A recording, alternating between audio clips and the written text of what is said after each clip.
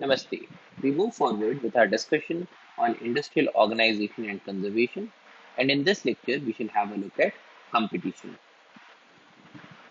So, we begin with a recall.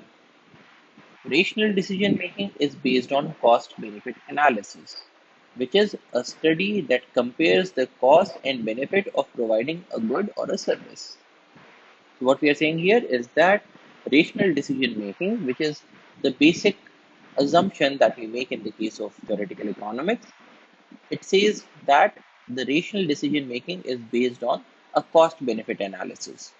What is the cost of doing something and what is the benefit that we are going to receive by doing that activity? And this brings us to the concept of profit. And profit is defined as total revenue minus total cost. And for a firm, the profit is the benefit.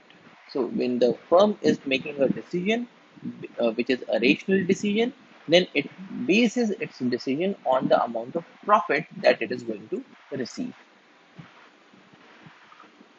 And we also had a look at a competitive market. So a competitive market is a market in which there are many buyers and many sellers, so that each has a negligible impact on the market price. So essentially what happens in the case of a competitive market is that there are so many buyers and so many sellers that any one buyer or a group of buyers or any one seller or a small group of sellers is not able to make a big change in the market prices, which means that these people are price takers. That is, the buyer will have to take the price that is being offered in the market, and the seller will have to sell at the price that is being offered by the market. We also had to look at the characteristics of perfectly competitive markets. One, goods offered for sale are exactly the same. Two, there are so many buyers and sellers that no single buyer or seller has any influence over the market price. All buyers and sellers are price takers. Now, this is a very important statement that you should remember, that in a competitive market, all the buyers and sellers are price takers. At the market price, the buyers can buy all they want and the sellers can sell all they want. And this is because there are so many buyers and sellers that if a buyer is ready to procure the goods at the market price, then there are so many sellers that he can buy an indefinite amount of goods. And similarly, if there is a seller who is ready to sell things at the market price, then there are so many buyers that he can sell as many things as he wants. Then another characteristic is perfect information transfer regarding prices, which means that the buyers and the sellers know at all times what are the prevailing market prices. Now, this is very important because the buyer is not spending time and energy and effort in finding out at what rate different sellers are selling the things. So he gets this information in an instant. So this is an assumption that we make in the case of a competitive market. Similarly, the seller knows at an instant what is the price at which different buyers are ready to buy the good. Now, when that happens, the biggest thing is that the seller can sell the goods to the buyer who wants to pay or who is ready to pay the maximum amount. And because this thing can happen in an instant, so if there is any buyer who wishes to buy at a price that is greater than the market price, then so many sellers will be ready to supply him the goods that it will bring his price down. Which means that suppose I go into the market in a really competitive market and I see that there is this pen that is being offered. Now I am ready to pay as much as 20 rupees for this pen, but the prevailing market price is 15 rupees. Now, if I say that I want to purchase 20 pens for 20 rupees each, what will happen is that there will be so many sellers who will be ready to supply me these pens at 20 rupees that I will start to think that okay, if 20 probably I am offering them a bit too high a price. So let me offer them 19 rupees because at 20 rupees there are so many sellers. So basically I can have say lakhs and lakhs of pens for 20 rupees. And remember that the goods that are being offered are the same. That is, they have the same quality. So when I am offering 20 rupees, there are very large number of sellers and I have so many pens that I can purchase. Similarly at 19 rupees, so a few number of sellers would go away because their cost of production is greater than 19 rupees. So in that case, those sellers will go away. But still I have a very large number of sellers. And then I'll bring my cost down to 18 rupees, then 17, then 16, then 15. And even at 15 rupees, I'm finding that there are so many sellers who are ready to sell me the product. But then when I bring it to a value that is less than 15, less than the market price, say I say that I'm going to pay 14 rupees and 99 paise. In that case, I'll find that there is no seller who is ready to offer me this pen for 14 rupees and 99 paise. And why is that so? Because there are so many different buyers that there will be some buyer who will be ready to pay 15 rupees. So the seller in that instant will shift away from me and offer the goods to the other buyer. That is at any price that is less than the market price or the market equilibrium price, there is no seller who is ready to give me the good. And at any price that is equal to or greater than the market price, I can have as many goods as I want. And so the equilibrium is reached very fairly quickly because there is a free flow of information in an instant. So if I offer anything more than 15 rupees, there will be so many sellers that I'll think, because here again, I am a rational decision maker. Every buyer and every seller is said to make the decisions on a rational basis. So when I am offering 16 rupees and there are so many sellers, I'll start with this question that, okay, can I bring my welfare up? Because the consumer surplus is determined by the price that the buyer is going to pay. If I am paying a higher price, then my consumer surplus is less. So I'll try to bring down the price to increase my consumer surplus. And so I'll move from 20 rupees to 19, 18, 17, 16, and 15. But then at any price that is less than 15 rupees, I'll find no sellers because they will be offering their goods to the other buyers. And in that case, in a very quick instant, I'm able to reach to the market price. And similarly, in the case of a seller, now if there is a seller who is ready to sell the pen at the market price, that is 15 rupees, he or she will find n number of buyers. If the seller is ready to sell the product at 14 rupees, then he will have so many buyers that again, with the rational thinking, the seller would start to think, okay, can I increase my producer surplus? And the producer surplus of the seller would increase when the price goes up. So at 14 rupees, the seller would say that, okay, there are so many buyers, let me offer them 14 rupees 50 paise. He will still find so many buyers. Then he will slowly and steadily he would bring the price up to 15 rupees. And even at 15 rupees, there are so many buyers. But when he increases it from 15 rupees to 15 rupees 1 paise, suddenly there are no buyers. Because all the buyers are ready to buy the product from the other sellers. Because remember, there are so many buyers and so many sellers. And so this criterion of a very fast movement of information ensures that the competitive market works properly. So this is again a very important criterion. A perfect information transfer regarding the prices. And when we say perfect, it is not just accurate, but it is a cheap information transfer and a fast information transfer. Then there has to be well-defined property rights, free entry and exit into and from the market. Because if there are buyers who find that the prices are too high, then they can go out. If there are buyers who are ready to buy at this price, they can enter into the market. There is no restriction. Similarly, the sellers who find that their costs are less than the market prices, so they can earn a profit, they will enter into the market. Those sellers whose cost of production is very high, they will exit from the market. So in the case of a competitive market, because we have a very large number of buyers and sellers, And we want to maintain that condition. So there is also a free entry and exit from the market. Then there is rationality. Both buyers and sellers try to maximize their utility, and there are zero transaction costs. And when we say zero transaction cost, it means that as a buyer, if I go from one seller to another seller, it should not be the situation that one seller is near to me and another seller lives 10 kilometers away. Because in that case, the cost of moving from point A to point B will also enter into the computation. And so, when we are making the model of a competitive market, we say that there are no transaction costs. The buyer and the seller are able to reach to each other, make all their negotiations in an instant without paying any amount for it. So there are no transaction costs, no cost of moving from one place to another, and no cost of getting the information or transmitting the information.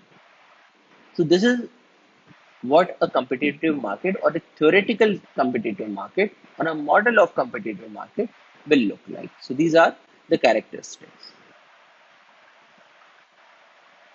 And we also saw that competition is beneficial because it permits everyone to specialize in what they have the highest comparative advantage in.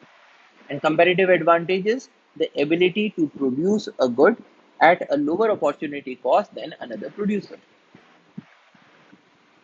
Now, when people are doing a specialization and they are producing things in a way that they have the highest comparative advantage, in effect, it brings down the prices.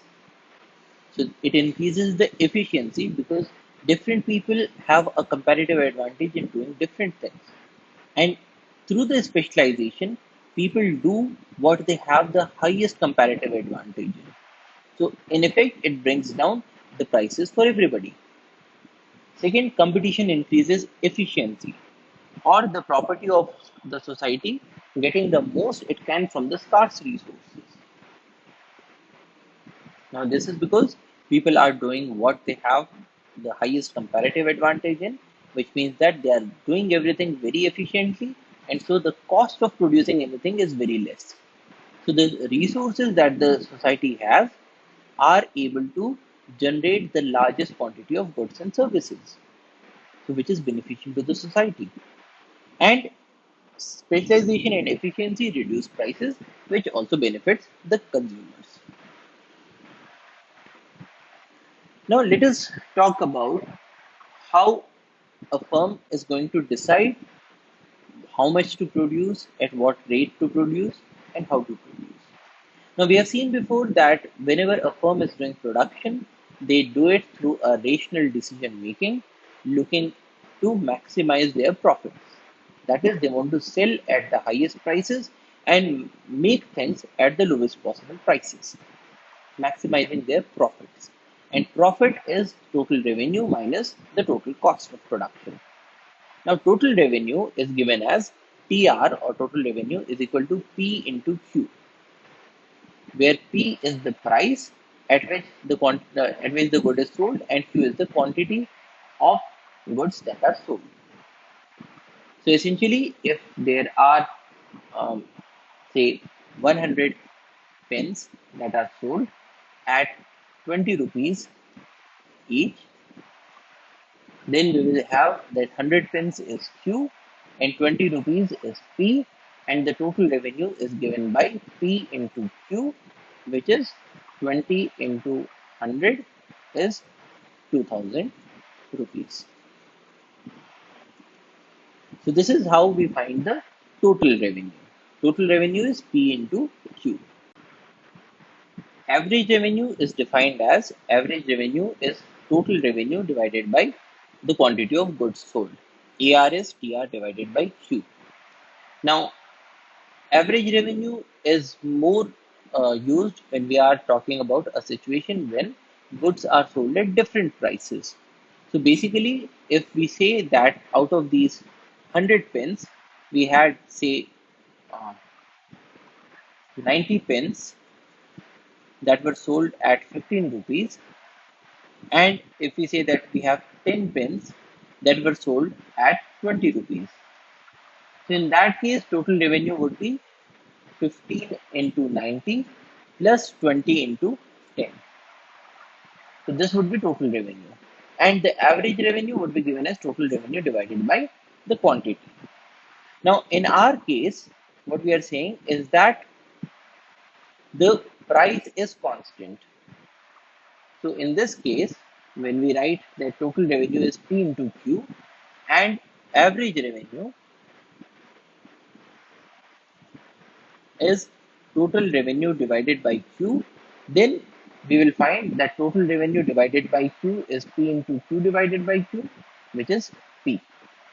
So the average revenue is the price at which the goods are being sold. Now, this is something that is applicable in the case of a competitive market because the price is constant. But in the case of other markets, we can have an average revenue that is different from the price. Then we also have marginal revenue, the change in the total revenue from an additional unit sold. In this case, the question that is being asked is that the seller is selling 100 pens at 20 rupees each. Now, if the seller, in place of selling 100 pens, is now selling 101 pens, and suppose the 101 pens is sold at 21 rupees. So, in that case, the marginal revenue will be given by difference in the total revenue divided by difference in the quantity. In this case, this.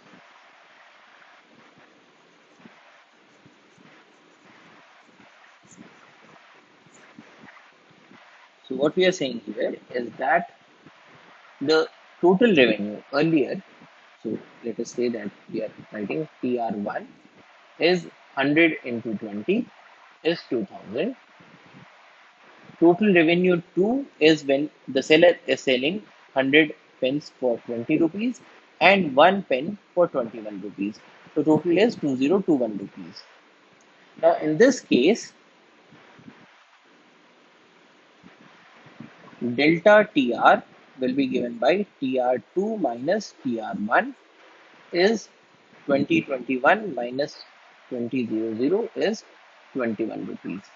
So the change in the revenue is 21 rupees and the change in the quantity is 101 pence minus 100 pence, which is 1. So in this case, the marginal revenue will be given by 21 rupees. Now, this is a theoretical construct, but when we are talking about a perfectly competitive market, in that market, everybody is a price taker. The seller is a price taker, the buyer is also a price taker, which would mean that the 101 pence will also be sold for 20 rupees. And in that case, the marginal revenue will also be 20 rupees, which is equal to the price. So, marginal revenue is the change in the total revenue from an additional unit sold, delta TR divided by delta Q.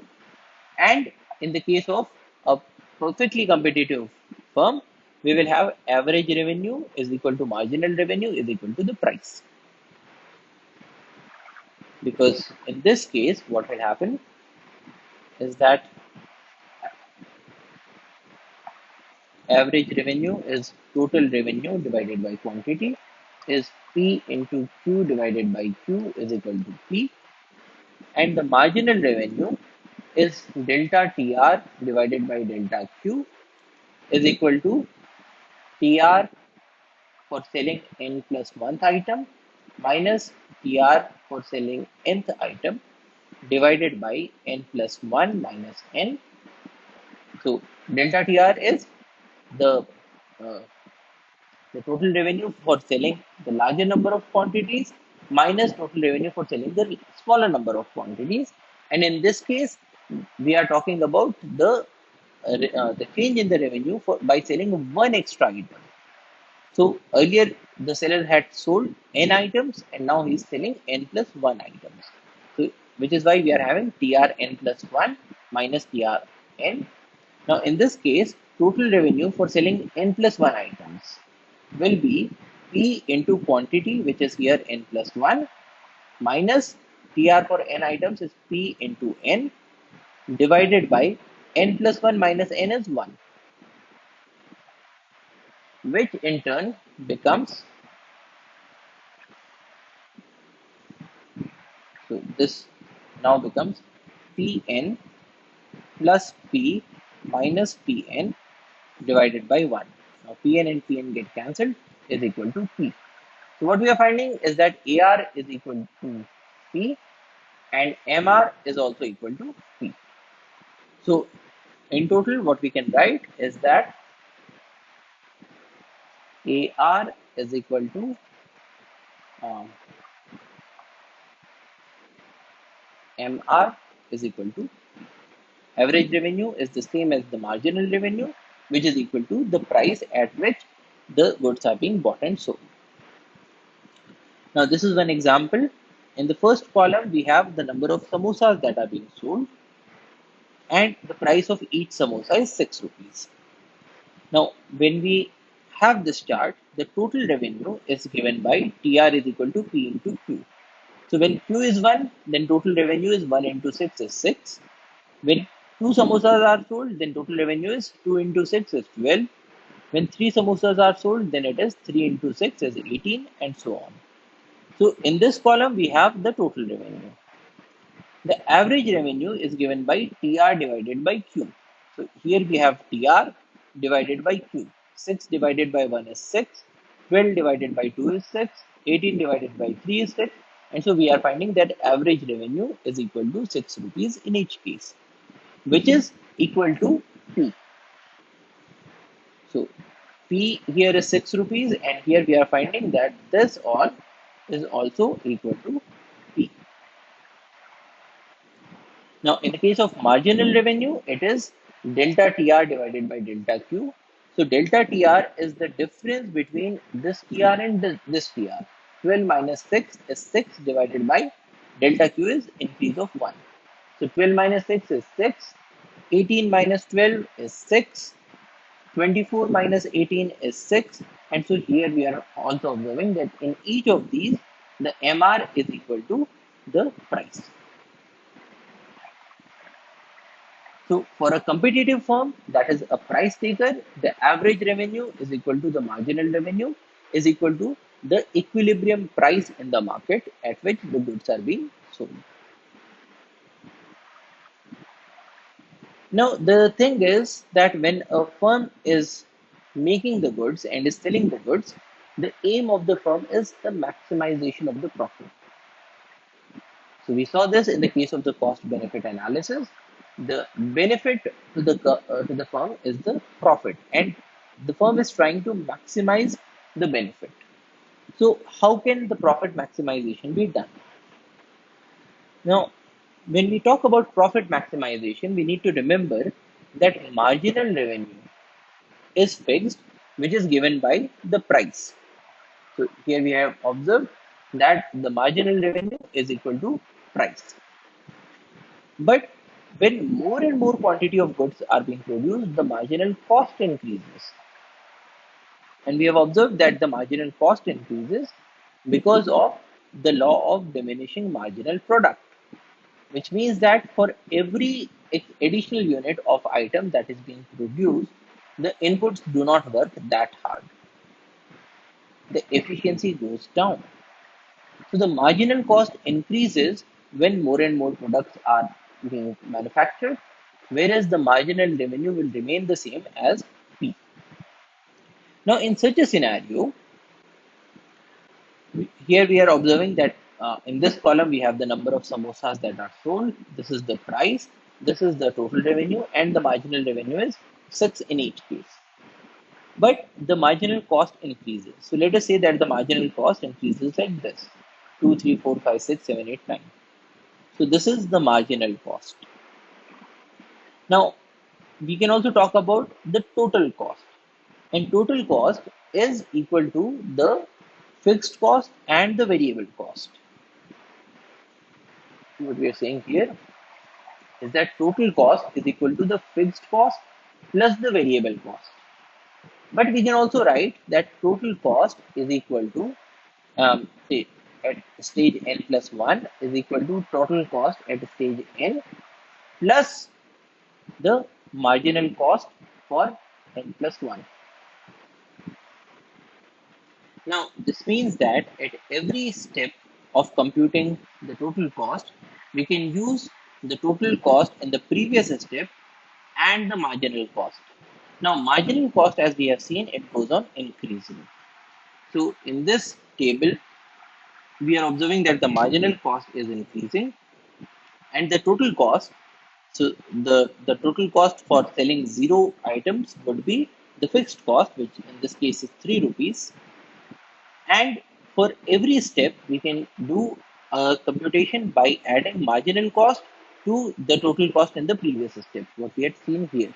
So the total cost at any stage, say the nth stage, is the total cost in the previous stage plus the marginal cost at that particular stage. So the total cost for this point is 2 plus 3 is 5. For this cell, it will be 3 plus 5 is 8. For this cell, it is 4 plus 8 is 12. For this cell, it is 5 plus 12 is 17, and so on. So this is the column for the total cost. Now, profit is defined as total revenue minus total cost. So we are taking this total revenue minus total cost. So 0 minus 3 is minus 3 rupees. 6 minus 5 is 1. 12 minus 8 is 4. 18 minus 12 is 6, and so on. Now, in this case, we can observe that the profit when 0 items are sold is negative because the total revenue in this case is 0 because no items are being sold, but still the fixed costs need to be paid. So, in this case, the profit is negative. Then the profit increases, reaches a maximum, and then starts to decrease. And we are observing the change in the profit, which is given as marginal revenue minus marginal cost. Now, in the case of change in profit, what we are asking is if one more item is being produced and sold, what is the change in the profit? So, when one more item is sold, the the revenue that the firm will be getting is the marginal revenue, but the cost of producing will be the marginal cost for that particular item. What we are asking is the firm has already sold n items and it wants to sell now n plus 1 items. So for this one item that the firm wants to sell, what is the marginal revenue? What is the marginal cost? Now the difference will give us the change in the profits. So the marginal revenue minus marginal cost. So here you have marginal revenue, here we have the marginal cost. Marginal revenue is fixed, marginal cost is increasing. So when we subtract marginal cost from marginal revenue, we start from a large value, but this value goes on decreasing because MC is increasing, whereas MR is constant. So here we are observing that the change in the profit is reducing. That is, when the firm is producing larger and larger amounts of products, then after a while, the change in the profit will become negative, which means the profits will start to decrease. Now, if we plot these values, we'll find a curve like this. So the first thing is price, which is shown here in this blue line. And price in this case is constant. It is fixed at 6 rupees. So this is what we are talking about. The price is fixed. And so we are getting a straight line. This straight blue line is the price line. The total revenue is proportional to the quantity that is sold, because total revenue is given as total revenue is P into Q. Now, because P is constant, it's a straight line. So total revenue is proportional to the quantity of goods that are being sold. And which is what we are observing here. In the case of this green line, the more is the quantity, the more is the total revenue. And it is a straight line because it is proportional to Q and the proportionality is a fixed constant. Then the total cost, it increases with the rising marginal cost. The total cost is shown here in the red curve. So the total cost is increasing, but then the rate of increase also goes on increasing, which means that earlier there is a very small change in the total cost. With more and more items that are being produced, the change is much larger. And this is because of the law of diminishing marginal product. Now, with more and more quantities that are being made, the efficiency of the inputs reduces, which means that for producing an extra quantity of the good, more cost needs to be put in. And so we are observing a curve that increases like this. Now, the total cost curve shown in red, it does not start from zero, but it starts from a finite value. And that finite value is the fixed cost. So when zero quantity of things are being produced and sold, even then there are certain fixed costs, and those fixed costs will show themselves in the total cost. Next, we can have a look at the profits. Now, profit increases, reaches a maximum value, and then starts to decrease, which is this black line. Now, the profit is given by total revenue minus total cost. So, the difference between both of these is the profit. So, where both of these are roughly the same, we will have a profit of zero or near to zero. When the difference is large, then we will have a larger amount of profit. So, profit goes to a maximum and then it goes on decreasing. And profit is maximum where the price is equal to the marginal cost. So what we are saying here is that if we plot the profit, so this is the profit, and the profit reaches a maximum. And the profit reaches the maximum where uh, the price is equal to the marginal cost. Now marginal cost is shown here. So this is marginal cost and it is increasing. And at the point where it touches the price curve, and price is a straight line, which is equal to marginal revenue. So at this point, the profit is maximum. Now, why is that so? The thing is, to any point to the left of this point, this is our point that we are interested in, and at any point to the left, we have a situation where the marginal revenue, which is given by the price, is greater than the marginal cost. So what we are saying here is that at points on left, the marginal revenue, which is equal to price, is greater than the marginal cost. Now, if the marginal revenue is greater than the marginal cost, it means that if one more item is produced, then the cost of producing that item is less, but the increase in the revenue that we will get will be greater, which means that the production of any extra item will add to the profit, because for all of these points, the marginal revenue is greater than the marginal cost. So if one more item is produced, we will get uh, a larger amount of revenue, but the increase in cost will be lesser. So for any such point, it makes sense to produce more number of items. So it makes sense to move to the right. So for all the points to the left of this point, it makes sense to move to the right.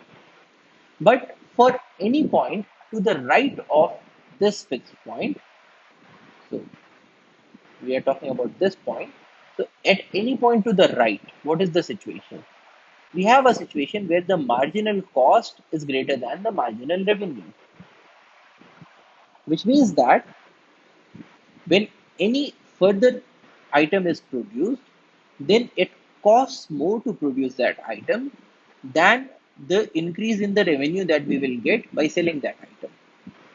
Which means that the more the items that are produced, the lesser the profits will become. Which means that it does not make any rational sense to make that item. So at any point to the right of this point, we will come to the conclusion that no, we are already making a bit too much and we should be making a bit lesser. So all these points will try to move to the left, all these points will try to move to the right. And they will reach to this point. So for all the points to the left, what we are saying is that if we increase the number of items, then we can increase the profit. For all the points on the right, we are saying that we are already making a bit too much, we should reduce the quantity. And so this will be the quantity at which the profit will be maximized. So profit is maximum where P is equal to MC, which is the price is equal to the marginal cost of production. We can also say that profit is maximum where MR minus MC is equal to 0, which is marginal revenue minus marginal cost is equal to 0. That is, this is the marginal revenue line, which is the price line, and this is the marginal cost line. And we are saying that profit is maximum where the difference is 0. That is, if this is the difference, then, and if we take another point, say this point, so we are taking these 2 points. Now, at this point, there is a certain amount of profit because the marginal revenue is greater than the marginal cost. But if more items are produced, here again we are getting a profit because the marginal revenue at this point also is greater than the marginal cost of production. And similarly at this point. So for all of these points, the marginal revenue is greater than the marginal cost. But once we cross this point, we will reach to a point where the marginal cost of production is greater than the marginal revenue that we will get. So after this point, we should stop producing any more items. Because if we cross this point, then we will reach to a stage where it costs more to produce the good and we will get a lesser amount of revenue in return. That is, the profit will go down. So the profit is maximum at the point where this difference is 0. Because if this difference is greater than 0, then there is still a scope to produce more items and get more profit. Whereas if this difference is negative, then it means that we are already producing a bit too much. So the point at which this difference is 0 is the point of the maximum profit, which is what we are observing here. So this is the point of the maximum profit. Next, we can also say that profit is maximum at the peak of the profit curve, which is very obvious because when we are reaching to the peak of the profit curve, that is the maximum profit. After that, the profit will decrease. Now, next thing is that we can have a maximum profitability, but how do we maintain that profitability for a long period of time? That is the next question that we need to analyze. So if you look at this chart, we have the number of samosas that are sold, the price, and the price is fixed. The marginal cost increases, the total cost also increases, the fixed cost is fixed, and fixed cost is given by the total cost for zero production, which is 3 rupees. Now, the difference between the total cost and the fixed cost will give us the variable cost. So, for 0 items, it is 3 minus 3 is 0. For 1 item, it is 5 minus 3 is 2. For 2 items, it is 8 minus 3 is equal to 5. So, we can compute the variable cost. And variable cost is given by variable cost is equal to total cost minus the fixed cost. And this is because total cost is fixed cost plus variable cost. So we can compute the variable cost in this manner. Now, with this, we can also compute the average total cost and the average variable cost. Average total cost is total cost, which is this value, divided by the quantity that is sold. So total cost here is 5 divided by 1 is 5. For this value, it is 8 by 2 is 4, then 12 by 3 is 4, then 17 by 4 is 4.25, and so on. So this is the average total cost. We also have the average variable cost, which is variable cost divided by the quantity sold. So here it is 2 by 1 is 2, then 5 by 2 is 2.5, then 9 by 3 is 3, then 14 by 4 is 3.5, and so on. So we can compute the average total cost and the average variable cost. Now the thing is, when we plot these values together, so we have a fixed price which is equal to the marginal revenue, We have a marginal cost that goes on increasing, and we have observed that the firm earns the maximum profit where the marginal cost is equal to the price, which is what we have seen before. Profit is maximum where P is equal to MC. Now, in this case, when P is equal to MC, we are getting the maximum profit. Now, if you look at the average total cost, it decreases and then it increases. And we have observed this before because when we look at the total cost, now total cost is fixed cost plus variable cost. Now, average total cost will be given by total cost by Q is equal to FC by Q plus VC by Q. Now, in this case, the FC is a fixed value because this is a fixed cost. Whereas the variable cost, it goes on increasing. Now, if we look at our chart, the average total cost, it reduces and then it increases. Whereas the average variable cost, it goes on increasing. Now, why does the average total cost reduce first? Because average total cost is this value plus this value. Now, in the beginning, when we have very less quantity of goods that are being produced, then we have a substantial amount of fixed cost, but the variable cost is very close to zero because we are not producing anything. So, what we get here is that in the beginning, the fixed cost is very much greater than the variable cost, which means that FC by Q is very much greater than VC by Q. And in this case, we can say that the average total cost is approximately equal to FC by Q. Because FC is very much greater than VC, so we can neglect this term. And we can say that average total cost is roughly equal to FC by Q.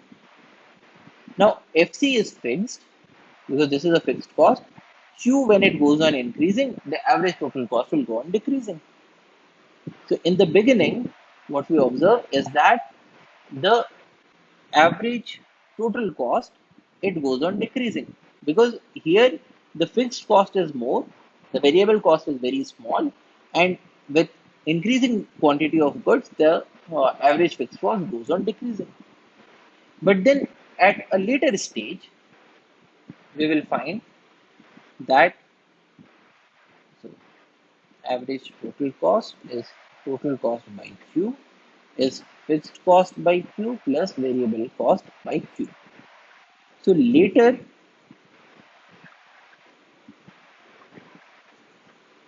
we will find that the variable cost has increased, and so the variable cost is now greater than the fixed cost. When that happens, we can write that TC by Q, or the average total cost, is approximately equal to VC by Q. Because in this case, we can neglect this term because this is now very much less than VC by Q. So average total cost in this case is approximately equal to VC by Q, which is equal to the average variable cost. And what we have observed here is that the average variable cost, it goes on increasing. So in the later stages, we will find that the average total cost also goes on increasing. And this black line is showing us the average variable cost, which is increasing. So we have observed that this is the point of the maximum profitability. But then we can also talk about profitability in the long run. Now, in the long run, what we are saying is that if this is the average total cost, and if this is the price that we get, as long as the price is greater than the average total cost, we should be producing the goods. Which means that the cost of production is less, the selling price is more, so there is some profit. It may not be a very large profit, but there is some profit. And so we should continue the production in the long run if the price is greater than the average total cost. So we will continue to produce goods till this point where the price is greater than the average total cost. After this point, the price is less and the average total cost it has increased. So now we are moving into a point of loss. And so we should not cross this point, but this is the point for long-term profitability. So in the long run, a firm should shut down if the revenue is not able to meet the total cost of running. Because here again, the firm is making decisions based on rational decision making. And if the revenue is not able to meet the cost of production, then the firm should shut down. So in this case, what we are saying that the firm should shut down when the total revenue is less than the total cost, or TR is less than TC. So if we divide both the sides by Q, we will get TR by Q is less than TC by Q. Now TR by Q, this term is equal to price. Price, because we have seen that the total revenue is equal to P into Q. And so TR by Q is equal to P into Q by Q is equal to P. So what we are seeing here is that P is less than TC by Q, and TC by Q is the average total cost. So a firm should shut down when P is less than ATC. That is, price is less than ATC, then the firm should shut down. And if the price is greater than ATC, then in the long term, a firm should enter the market. Now remember that in the case of a competitive market, we had said that there is a free entry and exit. And what we are saying here that is that if the price is less than the average total cost of production, then the firm should shut its operations and it should move out of the market. But if the price is greater than the average total cost of production, then a firm should enter into the market and start production. So this is in the long run. So what we are saying is, if we uh, if we drew the supply curve in the long run, we will see that this is the average total cost, and we saw that the average total cost, it decreases, then it increases. So the average total cost and the marginal cost curve will cut the ATC at this point, the point of the minima, which is what we have observed before. Now above the ATC, the MC curve or the marginal cost curve becomes the supply curve, because the supply curve is given by the cost of producing things. And so above this price, this is the supply curve. But below this price, the firm will not supply according to the marginal cost, but the firm will shut its operations and supply zero quantity. So when the price is this, or the price is this, or the price is this, the firm should produce zero quantity of goods. It should not be producing at all. But once the price has increased above the minima of the ATC, then this curve, which is the MC curve, the marginal cost curve, that becomes the supply curve. Now this is in the long run. In the short run, the firm will have a different profitability.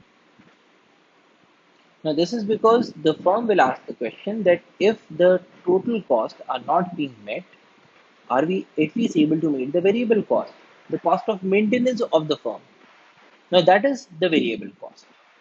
Now in the short run, what we say is that the firm should continue its operations in the short run till this point where the average variable cost is less than the price, which means that it is at least able to meet the cost of running, because there is always a sunk cost in all the operations.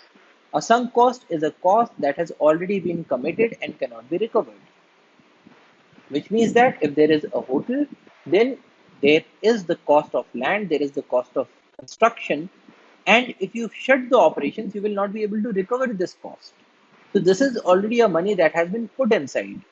Now, if we forget this money, so if we forget that we had put so much of investment, what is now the cost of at least running the operation is what the firm is interested in knowing in the short run.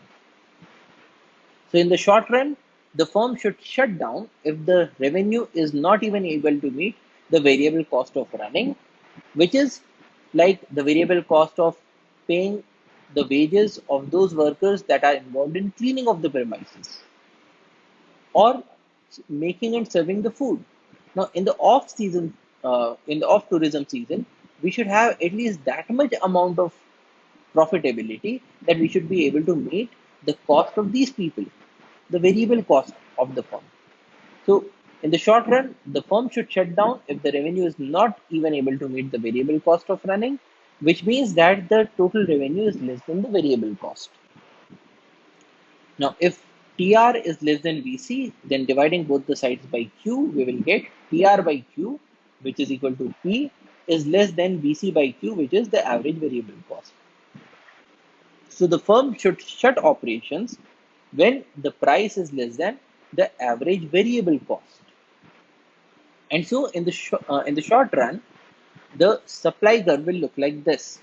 So if this is the average total cost, if this is the average variable cost, then above this point, above the minimum of the ABC, we should have the MC or the marginal cost, which gives the supply curve. But below the average variable cost, the firm should shut operations. So if P is less than average variable cost, there should be no supply at all. The firm should completely shut down. If the P is greater than the average variable cost, then in the short run, the firm should be supplying things, but only in the short run. In the long run, the firm should only be supplying if the price is greater than the average total cost. Now, in this context, we can look at the profit and loss of the firms. Now, if this is the average total cost curve, if this is the price, and this is the marginal cost. Now, why is that so? We had observed that in the long run, this is the supply curve of one firm.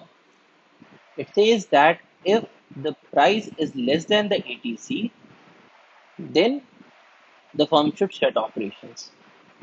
But if the price is more than the ATC, then this is the supply curve. Now, if the price is greater than ATC, then one firm will enter into the market. Now, in the case of a competitive market where the firms have a free entry and exit, we will have the situation that whenever the price is greater than ATC, there will be some firm that will get inside. Whereas when the price is less than ATC, then there will be some firm that will be going out.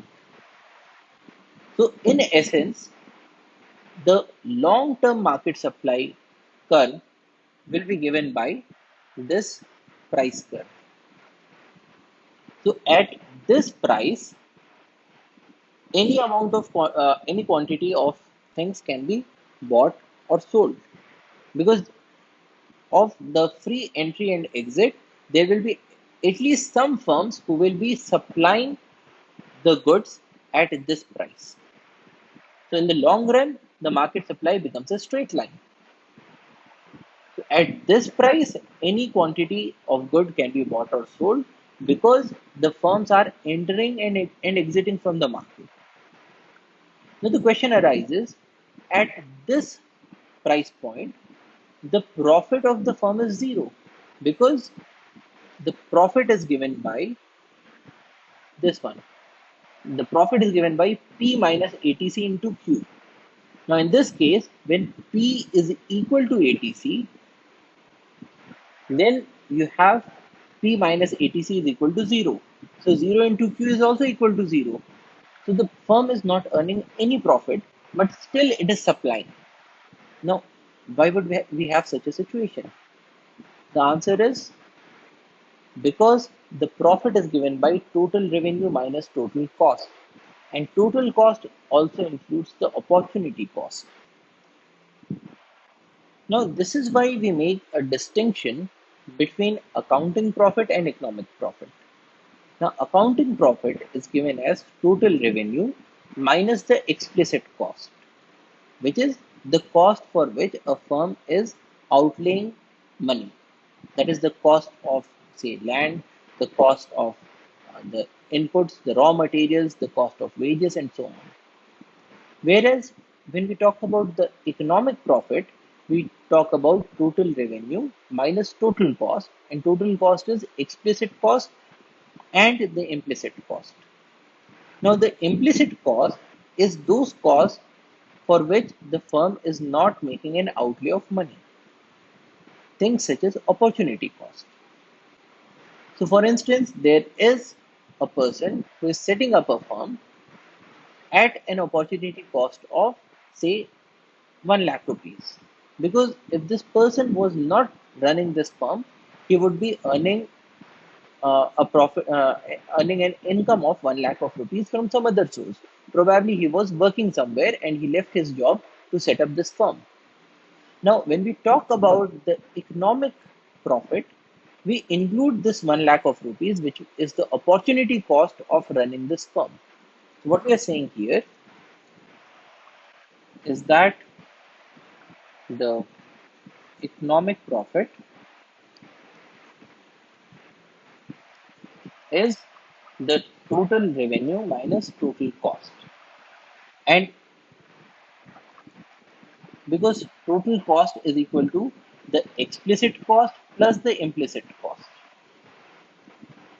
Now, in this case, the implicit cost is rupees 1 lakh. Now, because we are subtracting that from the total revenue, and when we say that the firm will go on supplying till the economic profit is 0 rupees, so it means that 0 is equal to TR minus EC minus IC,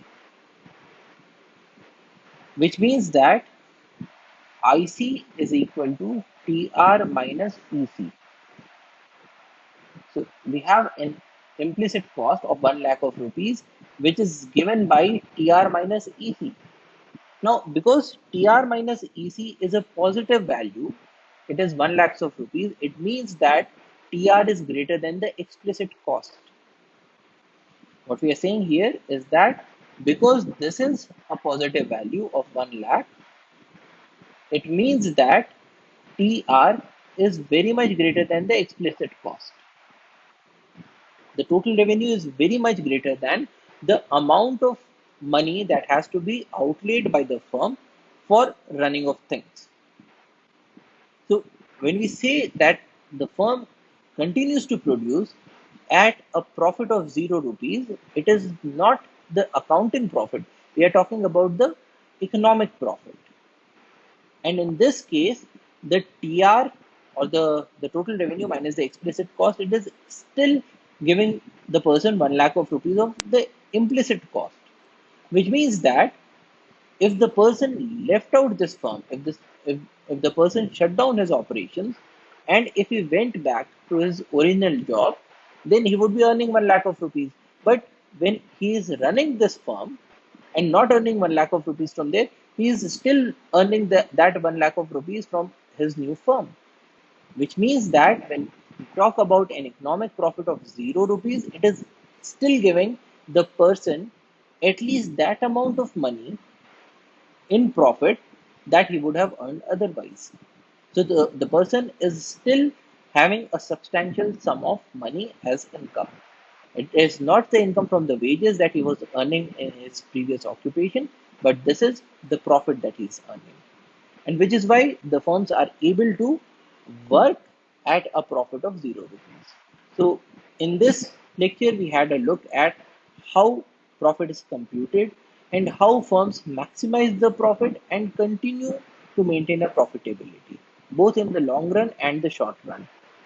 And because the running of the firm is also related to quite a number of problems of conservation, so it is important for us to understand what keeps a firm running. So that's all for today. Thank you for your attention. Jai Hind.